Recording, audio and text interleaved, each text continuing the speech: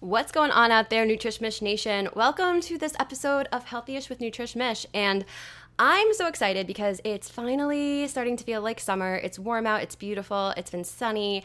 And with summer and all of that comes some very specific summer nutrition challenges that we're gonna start to cover.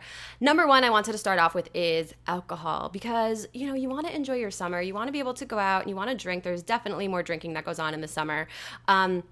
But if you kind of just drink socially every single time and you're not strategic about it, it's very possible by August you might have a little bit of a nutritional issue there. So I'm going to show you how to drink the best way possible all summer long.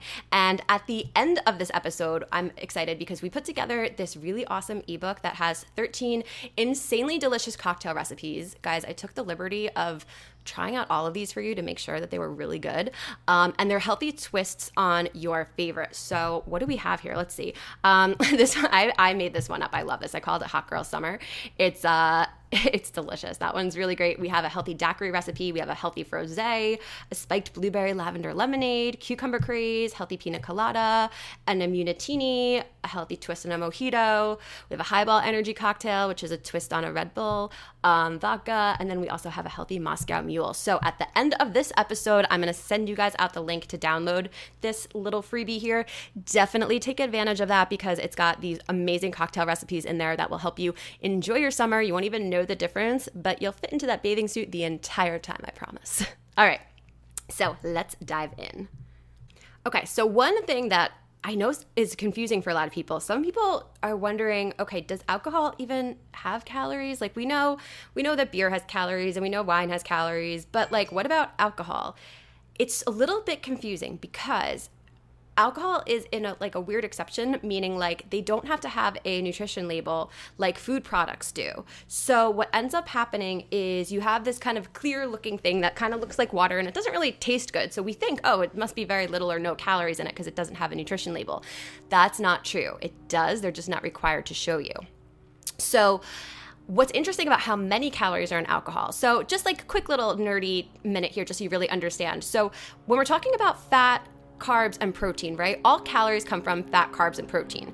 Now, carbs and protein have 4 calories per gram, and fat has 9 calories per gram. And that's why you want to be careful with your portions with that, because for the exact same amount of food, it's going to be double the amount of calories, which is why a tablespoon of peanut butter is actually the exact same amount of calories as maybe like a whole slice of bread. Now, alcohol is the one exception to the rule. It's in a weird little category of its own. Alcohol has 7 calories per gram. So it's almost, or it's closer to, I should say, how many calories you'd find in fat versus carbs and protein. So it's very calorically dense. And then what happens is we put these kind of sugary, carby, crazy mixers with it. And then we have a lot of them. And we do that 2 or 3 times a week for 3 months. And then by August, we have an issue. So that's why alcohol could be a problem if you aren't careful. Does that mean that you have to pass up on drinking? Absolutely not. I would never tell you to do that. I've been practicing drinking and staying healthy and maintaining my weight for years. I've gotten really good at it. I feel like I'm qualified to talk about it. So I'm going to make sure you guys have all of my pro tips. All right, so we're going to have our beer drinkers, we're going to have our wine drinkers, we're going to have our cocktail drinkers. We're going to cover it all. So let's start with those beer drinkers there. All right, so here's the deal. And these stats that I'm going to give you are a little bit general. You can look up your specific ones online. Google's a great resource for that. But you'll still get the idea here. So if we're talking about beer, there's kind of 3 categories of beer, right? There's full beer, which is like, full-bodied beer or like an IPA, something like that. We have light beer. Then we have like those very ultra crazy light beers. So a regular beer or an IPA will run you roughly about 200 calories a drink. A light beer will run you somewhere between 100, 120. For the purposes of this, we'll just call it 100. And then the very, very light beers like Michelob Ultra, Bud Select, those will run you like around 50, 60. So let's say that you're a person who enjoys IPA, full-bodied beers, like that's just what you kind of like. And you're going to have 5 beers over the course of a barbecue, which is, kind of pretty standard. So you're going to be consuming about 1,000 calories just in alcohol. Now, if you're doing that one time, that's not a big deal. But if you're doing that once or twice in a weekend for the entire summer, that's when it can start to become a problem. So if you don't mind doing this, there's a couple different ways where you can start to shave off a few. And because this is going to be a repetitive habit, you're going to be able to see the benefits, exponentially help you throughout the course of the summer. Okay, so I feel like the best way to illustrate this point is in the form of a third grade math problem. So let's say I have two people here, right? Let's say I have Tara and Bob. And Tara and Bob both enjoy IPAs. So Bob doesn't really think too much of it. He goes to a barbecue and he consumes 5 drinks. And Tara also goes to a barbecue and she consumes 5 drinks. Let's say 5 drinks of Bob's, all 5 of them, are IPAs. So Bob is going to consume about 1,000 calories in alcohol over the course of a day. And if he's doing that again, 2 days in a weekend, for the entire summer, that's going to be quite a few calories he's consuming every single weekend. Now, let's say Tara, for example, she likes IPAs too, but she only has one IPA, and then she switches over to a light beer just because, she just likes the flavor of that one, and then she's switching over because she doesn't really care. She just wants to have a drink in her hand. So Bob, in this situation, consumed 1,000 calories. Tara, though, only consumed 600. So it's a 400 calorie difference between, still getting, at least the flavor, at least 1 or 2 of those IPAs, but then switching over to a lighter source. So that's always a really great tip. If you don't mind so much, or let's say you really do like those heavier beers, but you don't really mind the light ones either, especially you probably won't mind them after a few of the regular ones, switch over and you will save yourself about 100 calories, give or take, per drink. That's no joke. So that's an easy way to eliminate some of those beer calories. Now, I wish they had this when I was younger. We have those spiked seltzers now, which are awesome. I love them. There's so many, every company now makes a version of the spiked seltzer. Those are only about 90, which are great. So if you were to even have, let's say, 5 of those, you could, consume about 500 calories opposed to, 1,000 calories if you were somebody who was more of a full beer person. So if you don't really mind and you like the lighter beers or you like those seltzers, you could save yourself quite a few 100 calories over the course of a day, but definitely over the course of a summer as well. All right, so let's dive into wine now. If you Google how many calories is in a glass of wine, the answer you'll probably most commonly find is about 100, 120, give or take. However, this is referring to a 5-ounce pour. I don't know about you. I don't know too many people that pour a 5-ounce glass of wine. Just to give you an example what this looks like, picture a juice glass, a teeny tiny little 8-ounce juice glass. It's a little more than half of that. So I don't know too many people that pour that tiny little bit of wine. I don't even know if I have glasses. I guess I have more of goblets, and I'm sure I'm not alone in that. So you want to make sure that you're understanding that when you're looking up that nutrition information, they're referring to an amount that you're probably not having. Most people tend to pour closer to 190 to about 200 calorie glass of wine. For the purposes of this, we'll call it 200 just to make the math easy for me in my head. So wine, there's no light wine substitution really. There are some brands that tote themselves as being lower calories, but to be honest, it's not super significant when you're, looking at how much less it is. It's nothing really to write home about. As far as what's better, red or white, there's really not a big difference, to be honest with you. The sugar content will vary slightly based on different brands of, not different brands, I'm sorry, different types of wine, but it's really nothing significant one way or the other. Some people will argue that, the antioxidants in red wine are beneficial, and antioxidants are extremely beneficial, but the amount of wine that you would have to consume at that point to reap the benefits of those antioxidants, I think the alcohol would probably cause more damage than the antioxidants could fix. So I mean, look, is it slightly better? Sure, maybe from a nutritional point of view, but one's not, in my opinion, at least significantly better than another. A bottle of wine, depending on the type, will run you a whole bottle, generally around 650, maybe even up to 800 calories, depending on the type of wine. So if you're splitting a bottle with a friend, you can kind of quickly do the math and think of it that way. So wine can be very, very calorically dense, because there are sugars in there from the grapes and all of that good stuff. But you want to just kind of make sure that you're just kind of conscious of, how much of that you're doing and how much you're drinking. This is not appropriate in every situation, but you could, of course, make a spritzer out of it. That's always an option. Now, if you get those nasty hangovers that are very, very specific to wine, those headachy things that you're like, oh my gosh, how old am I?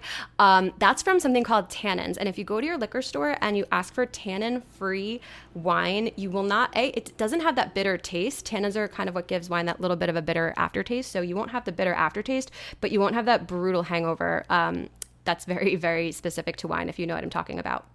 Now, if you get hangovers in general, go to my website, nutritionmish.com/store. Find a product in the store. It's called Weekend Wake Up. I swear by this stuff. This stuff works so well. This is why I'm able to test this stuff out for you guys, and I'm over 30 and I'm still able to do it. Before you go to bed, you take 2 of those bad boys and you will wake up feeling a hell of a lot better than you deserve to feel. It's like a necessity after age maybe 25, but definitely after age 30. It's probably my favorite product that we make. So go to our website, nutritionish.com/store. It's called Weekend Wake Up. Check that one out. It is a lifesaver. Take 2 before bed. All right, so let's dive into cocktails, mixed drinks, all of that kind of stuff. So any hard alcohol, for the most part, if we're talking about an ounce or about a shot's worth, give or take, it's going to run you about 65, we'll call it like around 70 calories per shot or per ounce, if you want to just kind of get that visual in your head. So it's really not the alcohol calories so much that are a problem, it's the mixers. And the thing about summer drinks is there's a lot of really popular ones that are loaded with sugar, loaded with these crazy high caloric mixers. And that's why I want you guys to be able to download this cocktail book, because we showed you how to use mixers and eliminate all of that. But if we're talking about, and again, this varies so much based on how you're making it, if it's fresh, if it's, one of those pre-made ones. But, if we're talking about, margaritas are, could be as low as, 250 up to 500 a drink. Pina Coladas and the Daiquiris, those types of ones, those could be up over 500 very easily. They could be lower too, depending on how you're making them, but definitely trends on the side of being higher. Even, something like a Moscow Mule, which is going to have, some soda and things like that in it, that's considered maybe one of the lower calorie ones, but it's still going to be somewhere between 200 to 400 calories, depending on how it's being made. And then if you're having multiples of them, the sugar plus the alcohol and the sun, not such a great combination. But again, we want you to be able to drink smartly. So let's say you're at a party, right? And they're making these amazing margaritas. If you have, let's call it, they're making margaritas, let's say they're 400 calories each. If you have 3 of them over the course of the entire afternoon, it's 1,200 calories in drinks, versus if you have one and then even switched over to wine, that would keep you, under 600 for the same amount. So you really just want to be smart about how you are consuming your alcohol and how many calories you're getting from it. If, you're at somebody's house and you want to make sure that, you're still enjoying the nice little signature drink they made or the cocktail that they made, that's totally fine and you should. But, I might not make that your sole drink. I might just switch over at some point and you could save yourself so many calories that way. Now, if you're going out, my drink of choice is, I'm a big Vodka Club fan because I don't particularly love drinking. So I'm not somebody that, I don't really love beer so much. I don't love drinking. I want to get from point A to point B in the fewest amount of calories possible. I want to get my buzz and that's it. So I'm a big Vodka Club fan for that reason. So I like to do Vodka Club with lime. Now, because when we're talking about club soda, there's no calories attached to that mixer. It's only the 70 calories that are coming from the actual alcohol plus the lime, which is nothing. So I could have 3 drinks like that and it's less than 200 calories. It's only 195 calories. Now, quick thing on that. Some people think tonic and club soda are the same thing. They are not. Tonic is the exact same thing as soda. It doesn't taste as sweet, so people sometimes think it's not, but it is. So not vodka tonic or gin and tonic. You want to make sure it's vodka club if that's what you're looking to do. Now, if you're like, all right, but I don't like vodka club, I like some flavor in my drink, I get that, you might order vodka cranberry. Now, if you order a vodka cranberry, because of the cranberry juice, if you have 3 of those, that's going to run you about 500 calories versus my 195. But there's a nice big gray area in between if you ordered a vodka club with a splash of cranberry. So if you're going out and you order 3 drinks and one person orders a vodka club with a splash of cranberry and the other one orders 3 vodka cranberries, over the course of 3 drinks, that's going to be about a 250 calorie difference, which is pretty big. Again, because remember, we're not just talking about one night, we're talking about many nights. So if I have 3 people, one person orders 3 vodka clubs, 195 calories for the whole night.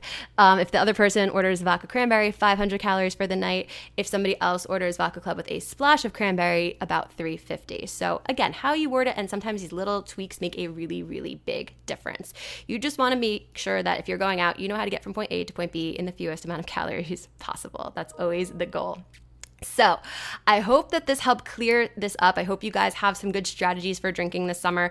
Definitely download the Healthy Cocktail Recipe Book. Guys, it's so good. You're going to love it. So how do you get that? You're going to go to nutrishmish.com/cocktail. That's nutrishmish.com/cocktail. And you're just going to put your information in there, and then you're going to get that download, and you're going to be able to make all of these really awesome cocktails. I'm really blown away by how good some of these came out. So just to recap here, we have one that I made up. It's called the Hot Girl Summer, which is a combination of White Claw and Kettle One grapefruit. Came out amazing. We also have a berry daiquiri, a froze, which is a frozen rosé, for those of you who didn't know, a spiked blueberry lavender lemonade, so cool, cucumber Craze, a healthy version of Pina Colada, an Immunitini, and some of these even have health benefits to them, which are cool. A lot of them use our mixes, which have a ton of fruits and vegetables and antioxidants, all good things packed into them, so then you don't feel so bad about it. We have a healthy version of Mojito here. We have, this one's another one of my favorites, the Hiball energy cocktail. It's a twist on Red Bull vodka. And Hiball is a great, I don't know if you guys, I have no affiliation with them. I'm just a fan. They're a really amazing natural energy drink company. Love it. And then we have a Moscow Mule, healthy version of that too. So it's totally possible to enjoy your summer and stay healthy and, not worry about your weight and still participate in everything. You just got to know how. All right. I hope this helped. If you guys enjoyed this, let me know. Make sure you subscribe. And if you make any of these cocktails, make sure to take a pic and tag us at NutrishMish on social media, and we're going to share our faves.